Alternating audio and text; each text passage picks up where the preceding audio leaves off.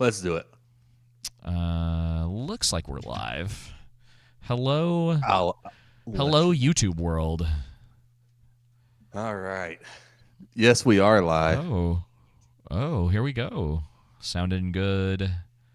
Yeah, I think we are sounding pretty good. Yep. We both sound good. Hope everyone's doing well on this Wednesday night. Yep. Hello, Victor, Jenna. It's good to see y'all. Sorry for the delay. There's just been a lot going on. Yeah, to say the least, there's been a lot going on. Such is life when you still have to work for a It's living. all David's fault, though. It's all my fault. It's fine. I will fall on that sword. Yeah, I think we've hopefully worked out our connection issues and everything else going on in our lives. At least it's mostly like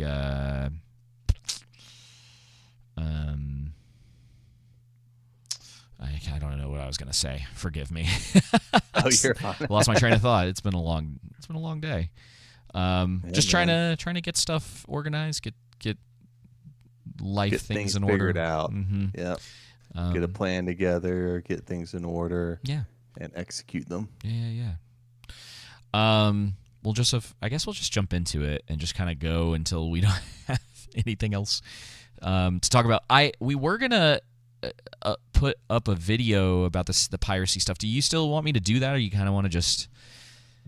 We could just talk about it. Just chat about it a a little bit.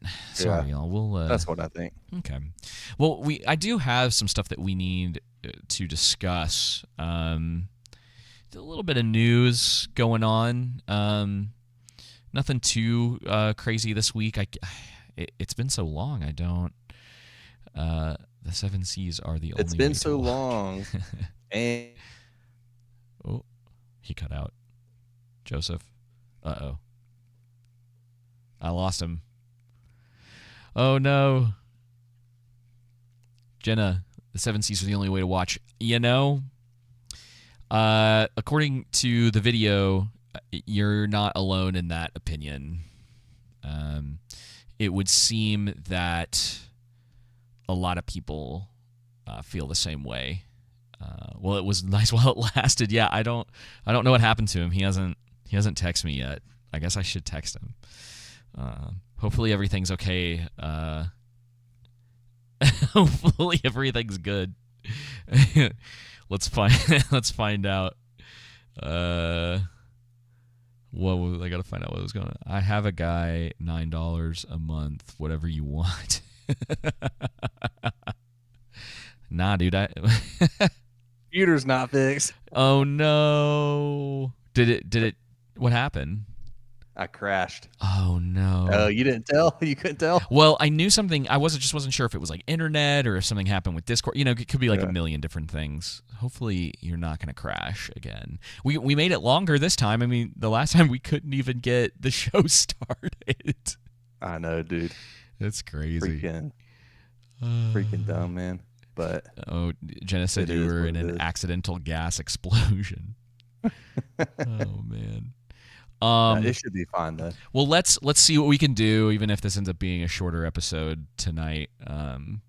We'll kind of discuss it, and maybe we can. I don't know when Frankenstein might actually be out by the next show. Oh yeah, so let's see. It comes November 7th to Netflix, and it's in limited release right now. But I can't.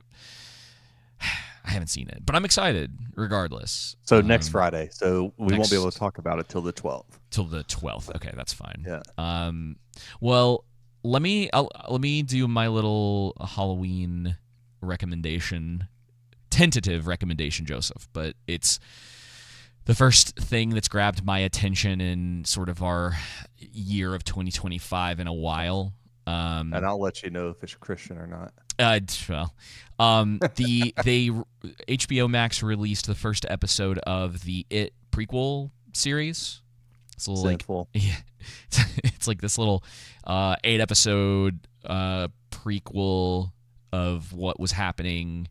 This is like many years before the events of the actual series. Right. And the first episode's actually good. I don't know if I would call it great.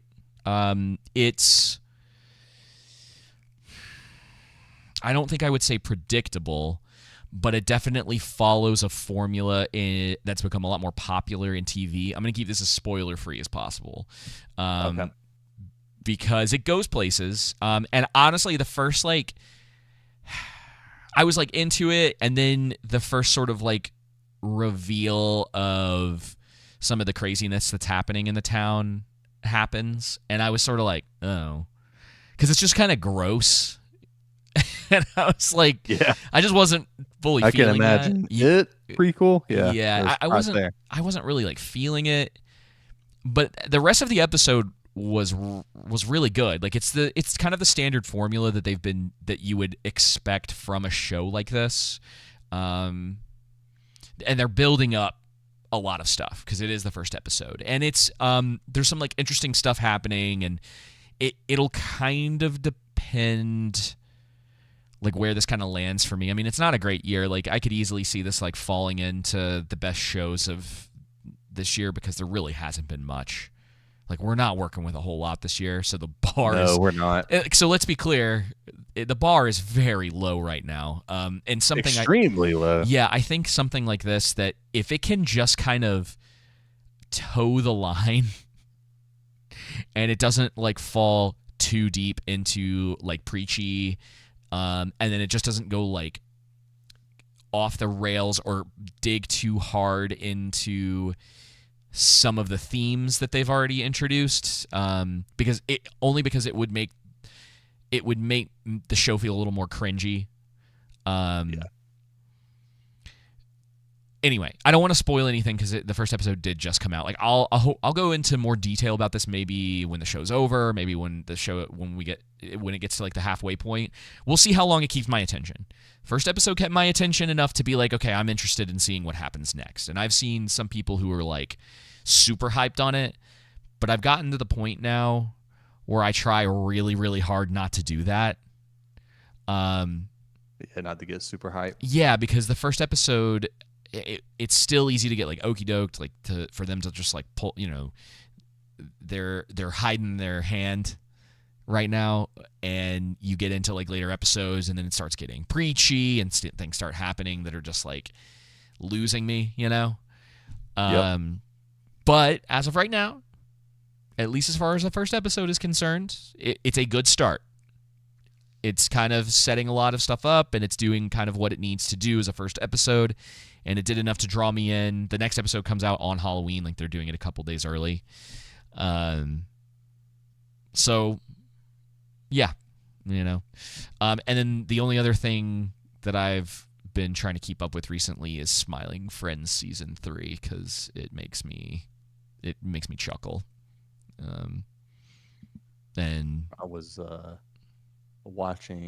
I started back rewatching House of the Dragon episode 1. I've just been rewatching things. Lord of the Rings, dude. Harry Potter, House of the Dragon. I just finished my 5th rewatch of the extended cut this year.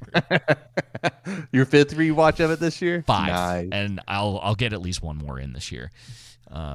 Only one more? I know. I'm on my 7th already.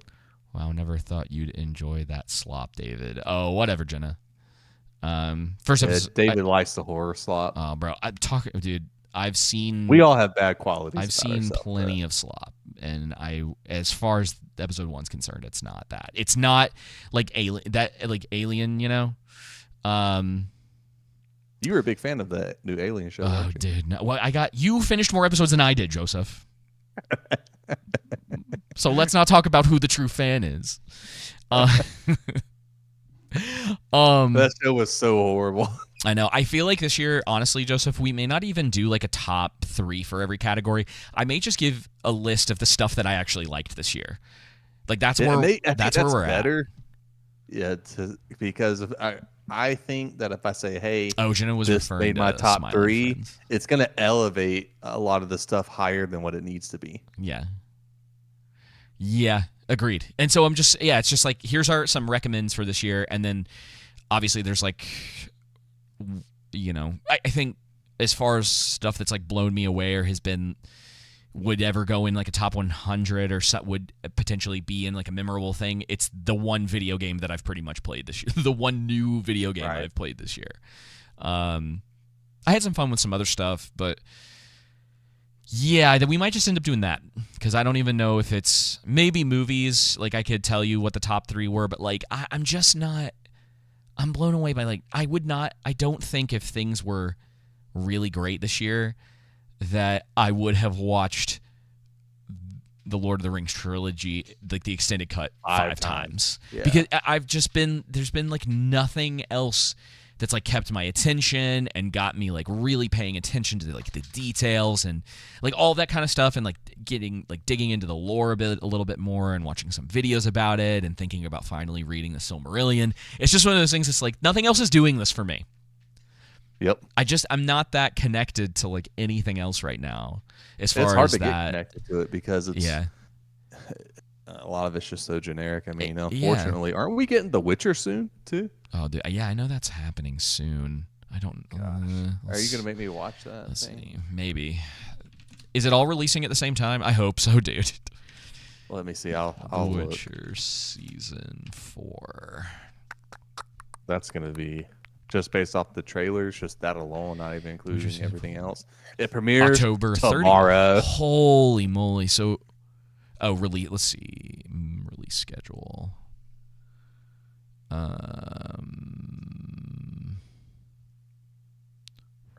So the Witcher returns to the format of releasing all episodes at once. Yes. Yeah, because they know. Thank goodness. There's no need to do a part 2. Dude, they want to throw this. I'm surprised it's not just releasing in January because they want to throw this thing out there and have everybody. They're going to cancel it after this season. They have to. Oh, 100%. There's no way they don't. I wouldn't be surprised if they see kind of an uptick on the first episode and there's all these articles about like, wow, season 4 is off to a great start, and then it just completely dies and no one talks about it again. Yep. Could easily see that happening. Yeah. So not a great year. I think we'll have some recommendations and some stuff that we thought was actually like good from this year.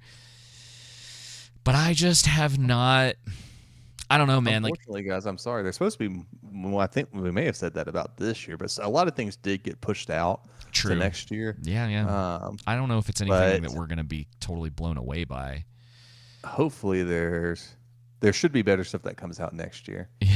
We say that. Should be. I know. We say that.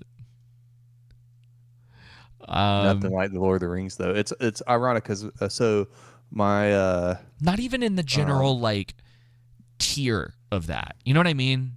Because that's a high bar to reach, obviously, and I just don't know if we'll ever see anything quite like that again. But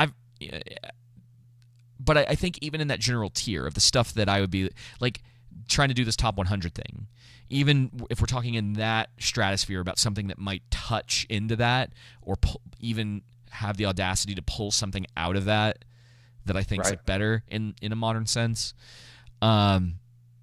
It's not there for at least movies and television wise.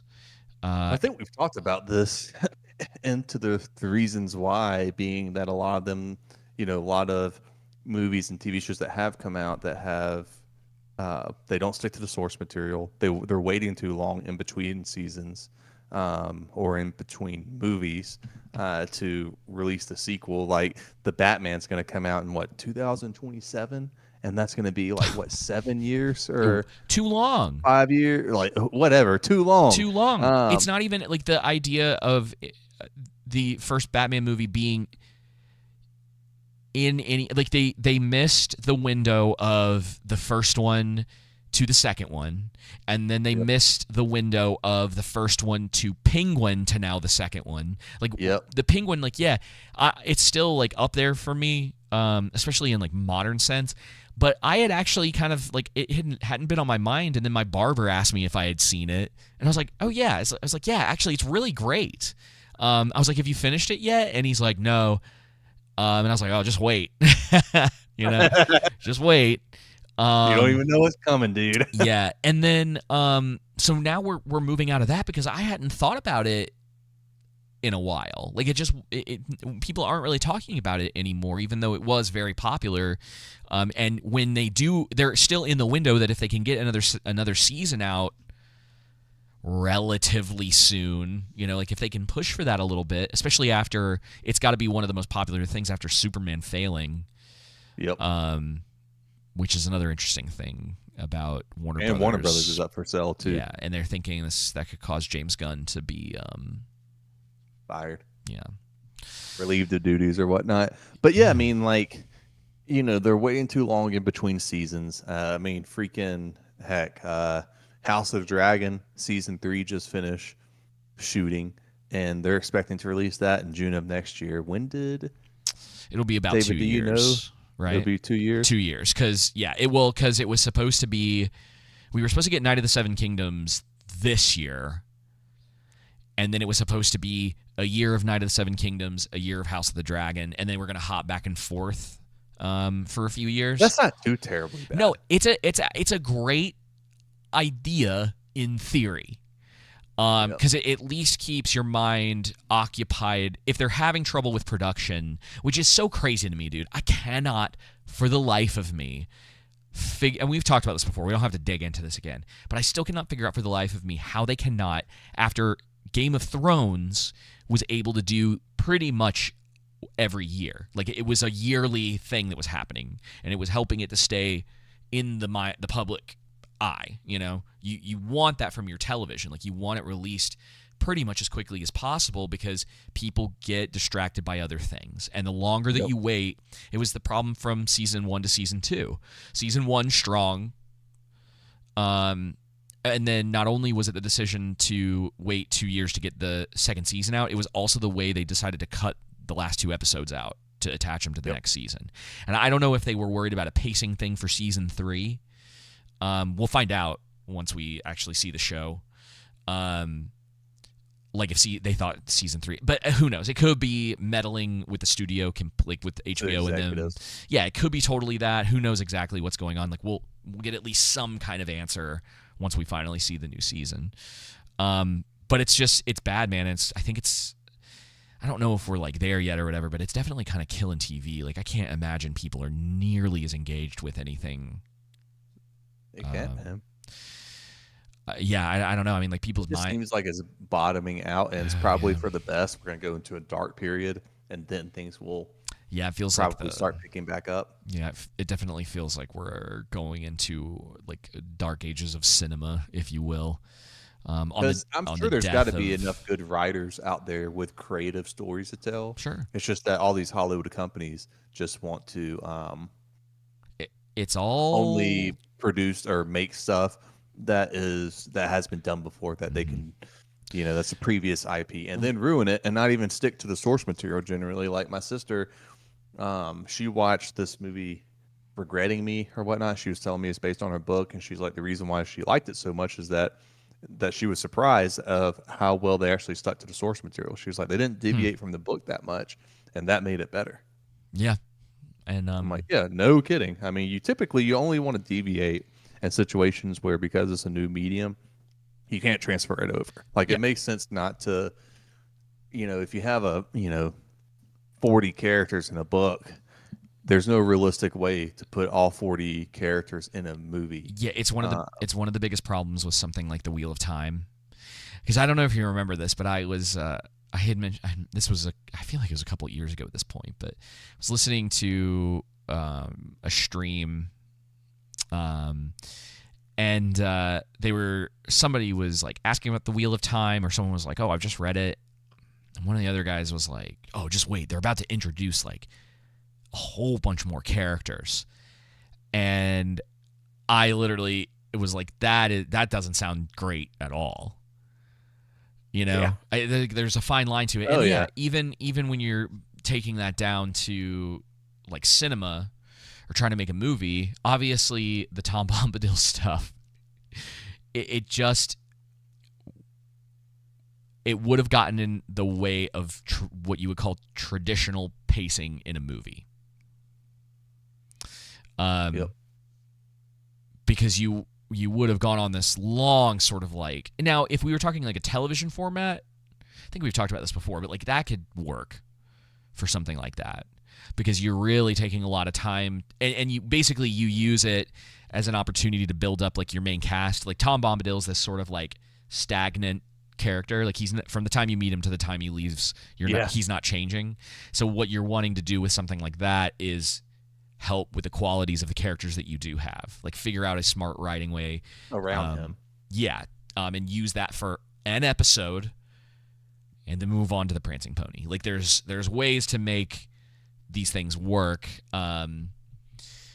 You have to be a good writer. You have to have like, and not even that. Well, yes, that, but like you have to be able to kind of understand how like the pacing of something should work, and how quickly you need to go from like point to point in a story, in order to get where you need to be, like on time, if that makes sense. Like there's just these things. Like if you look at the Lord of the Rings trilogy, excellently paced. Yep. It's incredible. Both extended and theatrical. Yeah, and it's crazy to me. It's crazy to me that, and call it a weird blessing in disguise of all of the garbage that we've been getting and a lot of the stuff that we've had to like sit through. It makes you 100% appreciate more how well crafted those movies are, and how great the pacing is, and how they linger when they need to, and they don't when they don't. And that even and that there's arguments to be made about the quote, like the changes to the source material that they made, and that at least they're making arguments for why they did those things, and it's not just because, or they're not trying to defend their changes based off something that they misinterpreted from the material, and they're not like hardcore staying to something like that. Like even their decision back to take like Liv Tyler out of Helm's Deep, the Battle of Helm's Deep, kind of a radical move in this day and age. Yeah, that is, to do something like that and to listen to people. Because I think, if I understand correctly, I think they posted about it, and there was backlash from fans, and so they removed it. Yeah, and I think if someone was to ever, and we'll put the qualifiers in there, if they were ever to remake the trilogy and make it closer to the source material, following like a similar like thing, like you have like a really good guideline for that. And then, like, doing the touches in there about, like, leaving the elves out of Helm's Deep, and then, like, change the Pelennor Field stuff with the ghosts, and, like, actually sticking to, like, what really does happen, and then finding interesting ways to, like, enhance those battles. And, like, there's so much stuff that you can do with, like, modern technology, but then also even with, like, what Guillermo del Toro was talking about with Frankenstein, that, like, he really wanted physical sets and lots of, like, practical things. Like, Guillermo del Toro, kind of like Vigo said that his favorite he liked all of them, mind you, but his favorite Lord of the Rings movie that he shot was The Fellowship of the King, because there's less reliance on CGI, and that you're doing more face-to-face human acting and in the elements and stuff like that. So when you actually have real production sets and people and everything, I have to imagine it's way better to. Yeah, it's probably better for everybody. Your audience, your actors, because Joseph, I know you wouldn't say you defend them necessarily, but I attempted to watch the Hobbit trilogy, and I think I got about halfway through the first one, was like, nope. Joseph, dude, I can't. I don't watch. Joseph, I'll watch the first one. They need to make a one movie edit. There is. I know, but it's not like a real. It's like a fan edit, right? Yeah. Like they need. I don't know. At this point, it just kind of, I wish it didn't exist, Joseph, because it's like they spend so, it's incredible to see the difference between, and obviously, like, even by today's standards, there's probably an argument to be made The Hobbit's not that bad, but and there's stuff I like in it, like stuff that I like in it, but I definitely as far as movies are concerned, I was like, holy moly. The opening exposition that they tried to do to match it with the original trilogy is terrible. It starts out all right, and immediately you're like, okay, well, this is the point that it's supposed to end. And then they just keep going, and it goes on for like another 10 minutes. And you're just like, oh, man. And then it just feels like it's like pacing's like a really bad. It's like a really big problem in those movies, especially that first one. But it's just like it's dragging to get through things, and you're just like, all right. And it's weird how you could say the first half of Fellowship, which is also pretty slow, right? Like it's paced slowly, but it's paced properly.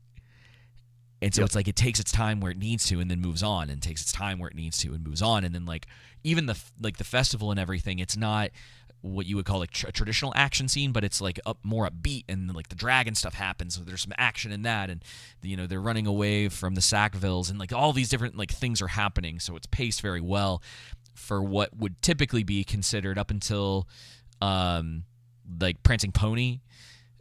That's like where the movie starts to do that kind of like climb, and then declines a little, and then climbs, and then declines a little, and then climbs all the way, peaks with like everything happening, and then like drops back off as the movie like fades out or whatever. It just doesn't work the same in The Hobbit, and it's so frustrating to watch. It's killing me, dude. You got to have an edit for that. I know. Whole trilogy. I know. I mean, it's just filled with so much fluff. Even the first movie is difficult to get through, in a lot of parts, just because of how long the scenes drag on. And they grind they grind their gears in a lot of scenes. Yeah. And what's funny is I hate to say that, because it should have been a movie that was easy to hit out the park. Maybe you just do 2 at most, but really, I think 1 3-hour movie would have sufficed. Yeah, I think so too.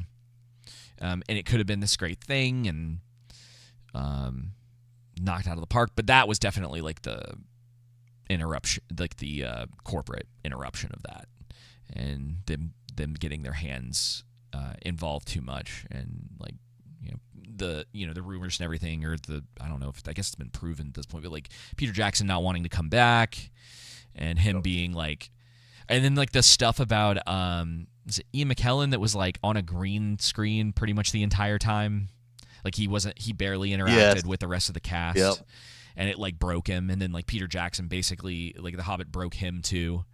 It did. Guillermo del Toro was supposed to originally do it, and he was then involved and had there like was a stuff pretty good going idea. on with Warner Brothers. Warner Brothers for the longest time was the worst production company, and he was leading the charge, and Peter Jackson was just helping produce on it, doing stuff, being there for him as needed. Yeah. And then when he left or was let go, or whatever happened, when he had enough, and they asked Peter Jackson to do it, they didn't give Peter Jackson the time to go back and kind of start from the beginning. Like they didn't give him a 2-year time frame like they did for Guillermo del Toro. It was we did it now. Yeah, there was no lead up like there was for the original trilogy either. Yep. And it shows. I mean, to be frank about it, the fact that he did such a good job with what he had. I mean, it definitely could have been worse. As good of a job as he did, because it could have been a lot worse. Could have been a lot worse. We've seen worse. And it's a lot better. It was a lot better than what's come out recently. Exactly. Like we've seen worse in Rings of Power. Like doesn't mean that it's good. But. Yeah, exactly. But there are definitely. I mean, you can at least pinpoint specific things from the Hobbit trilogy that you're like, this is good. This thing was a good idea. You just can point to. What is it? I mean, the trilogy is what, like 7 hours long, something like that. The Hobbit. The Hobbit trilogy. Yeah. It's like close to that. Maybe a little less. Close to that. I was surprised how short they were. I guess it's just because I've been watching the Lord of the Rings, and like all of those are 3 and 4 hours long, something like that, 3.5. I am glad that Night of the Seven Kingdoms. By the way, you brought that up earlier. Yeah. I am glad that it's 30 minutes. Going to be 30-minute episodes. Yeah, I'm excited to see what they do with it. Why they're doing it at 10 p.m. now? I'm just like, that just seems like a bad slot. Yeah, I don't know. I mean, yeah. And if I'm not going to be watching it either way. But if it came on at 9 Eastern time, that gives me 8 o'clock. I probably would watch it. But. Yeah, is that like the release or whatever? Because if it's like 10 o'clock at night, I'll watch it the next day. It's fine. Yeah, it's at 10 o'clock at night every night. Yeah, so that's what I plan on doing. I'm like, I go to sleep at 9. So. Jenna was saying, where was that? I know. Oh, saying that he knew people that think Lord of the Rings is trash and that Game of Thrones next to Game of Thrones, which is interesting, just considering like it's not finished. Yeah. Yep. Oh! I thought you crashed again. No, I'm here. I was like, Joseph. I was just reading. I was just reading Jenna's comments in the chat in the troll room. Okay, so we haven't talked about, since we're on the Lord of the Rings topic, recently Lord of the Rings has come under fire again, because of orcs. Oh yeah, that article. Yeah. I'll let you tell the good people. Okay. Let me see if I can pull this up. Pull it up. I mean, hilarious, dude. Like, if you're thinking, yeah, go ahead. I don't want to get ahead. University professor teaches students that Lord of the Rings is racist. Let me get past all this intro stuff. A university is teaching students that J.R.R. Tolkien demonizes people of color in the Lord of the Rings books. A history module called Decolonizing Tolkien taught at the University of Nottingham. So this is in England. Of course it tells you what you need to know. I'm sure it's a Muslim teaching the class too. No. Uses a text that says orcs and other dark-skinned characters in the trilogy are victims of ethnic chauvinism.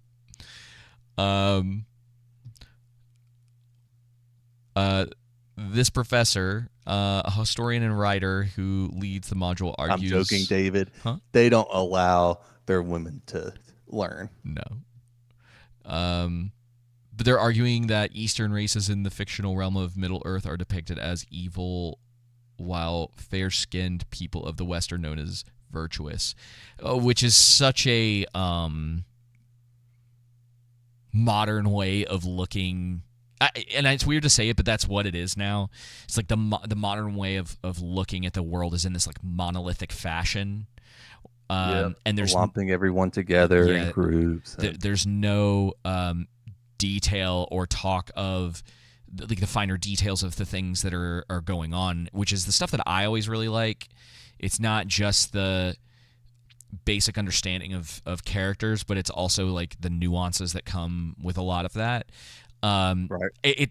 This argument right here, right, is the same kind of argument for the people who were like Boromir was a bad guy.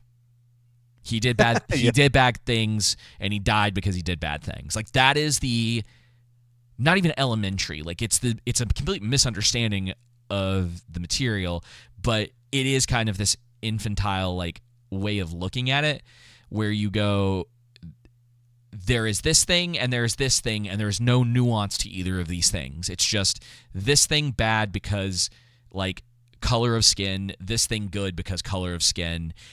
And that's the only way that either of these things are characterized ever. And there's no thought to like the other context.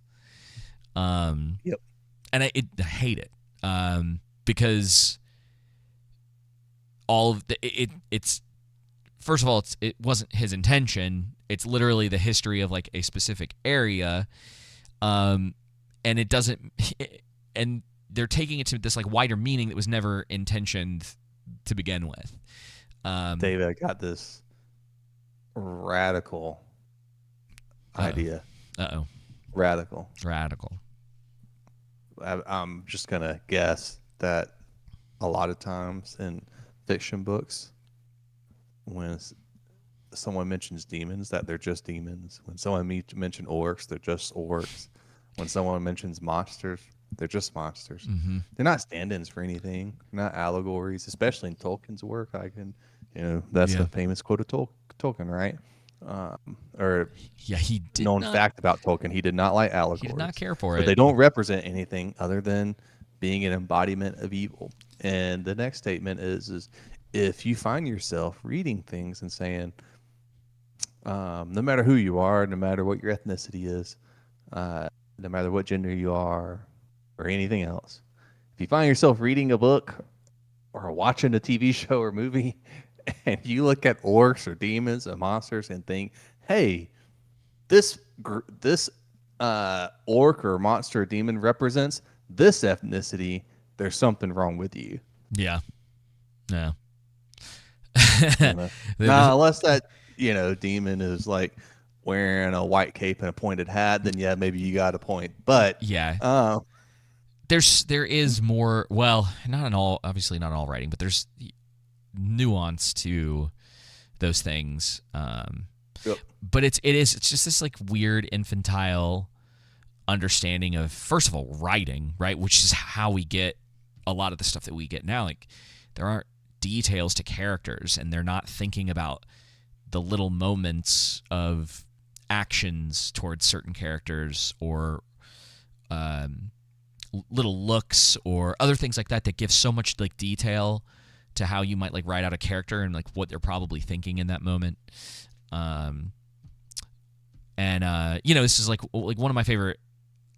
I love all of it, but one of my favorite aspects of like arcs through the whole original trilogy of Lord of the Rings is Gimli and Legolas's relationship. It's so much fun, and also kind of easy to overlook if you're not really paying attention. They start out butting heads with each other. Bye, Jenna. But anyway, they start out by like butting heads with each other, and they clearly don't like each other. And then they go through a lot of experiences together, and then when Éomer threatens Gimli, Legolas like stands up for him, and he's ready to like fight for him, and Gimli has this like little look of like, oh, like, thanks, man. It's so good. It's so good. And then like obviously there's a lot of other things. By the time you get to really even the end of the Two Towers, they are very like much friends with each other, and they have put aside the differences with their communities, if you will, but they're peoples, and they've come together to be like best friends. And they have like a great rivalry with each other through the rest of the movie, and they like mess with each other. It's like how jokes used to work. And it's the other thing about it that I love is like there was a time where like serious movies did have lighthearted moments. Like the Lord of the Rings trilogy is a serious work of fiction.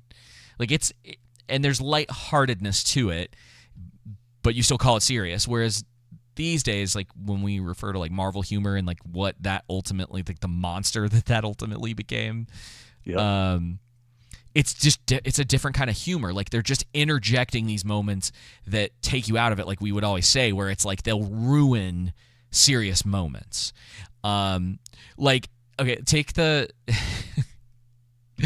scene from the Two Towers, where they're at Helm's Deep, and the Uruk-hai are like marching up, and everybody's like, they're at the standoff, and the old man with like the bow and arrow who's like holding it back, and he's like struggling to hold it back. If they had somehow like they'd done something to turn it into like a moment of comedy, I don't know, where like the guy he shoots it and goes like, oops a daisy, or like just does something weird, or like he shoots it and it hits like the orc in the groin. It's like there's things that you could have done to that scenario to take people out of the intensity of what's about to happen. And that's like what modern day humor does, whereas like humor from 20 years ago could and probably would be more subtle in something that's serious. Yep. And you don't get that nowadays. And you could almost call it like the nuance. Again, it's like it's interesting that nuance has died, man. It's lost. It's like it's almost a lost art form in the public sphere. It's lost. Yeah. Yep. But in real life, when you talk to people, it's generally speaking different. Yeah. Well, I worry maybe. about it. I worry about it some with some of the youngins. that is going to be interesting to see because like we're dealing with I think a lot of kids that are completely disconnected from reality, like more so, you know what I mean? Like they don't. I've seen it, and it definitely is concerning. That we're not going back to nuance anytime soon. Anyway, yeah, Ready to move on to piracy yeah. How are we doing on time? and streaming debate. Yeah. Do you think we have enough time, or do you want to push it to next week since we got we won't be talking about Frankenstein until the 12th. We're probably gonna be talking about a movie and a TV show. Yeah. Well, I'm on the. I don't. You know, this is so funny. Is the name of this Welcome to Derry? That's what it's called.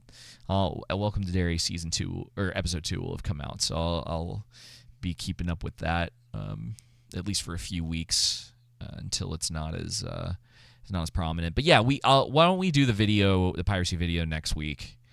Let's do it. And I can just change the title. Oh no, sorry. Yeah, because it's kind of like a conversation I did want to get to. It's funny we just keep pushing that off.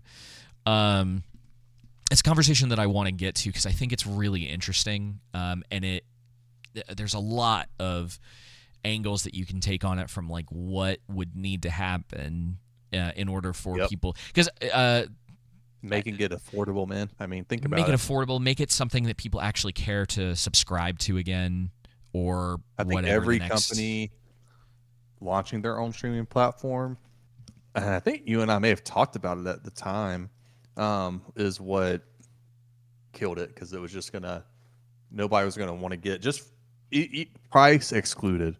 Who wants to sign up for 7 different streaming platforms to watch stuff and keep up with all that? Yeah, exactly. Just convenience wise, bad idea. Secondly, once you include the price in there, it's like, what's the point? It's just a loop around back to cable. Now you're spending more if you have everything than you were on just cable. Mm-hmm. Yeah, the only streaming services I have now or that I'm quote unquote paying for is I have Amazon Prime because I have a Prime membership, and then I have HBO Max, but that's included with my internet, so it's the only reason I still have it. Other than that, like I've like re-signed up for things here and there if I've been trying to like get a hold of something to watch, or whatever the case may be. But I'm just like not doing it anymore.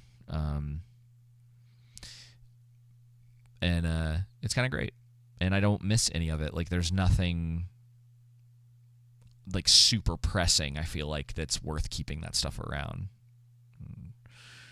And as we'll talk about next week, there are alternatives, and the alternatives are just way more enticing to people at this point. Because I think people are like curious about certain things, but they're not considering like the things that are coming out to be worth their money, I think is the message. So, and there's a lot that goes into that, and we'll get into it next week. Let's get into it when we get off. I got something I gotta tell you. Breaking. We can't say it on the podcast. Gotcha. All right. Well, we'll cut this episode just a little bit short tonight. But thank you guys for tuning in to episode 218 of The Underground. We'll be back next week talking about some other stuff. And until then, y'all take it easy. See ya.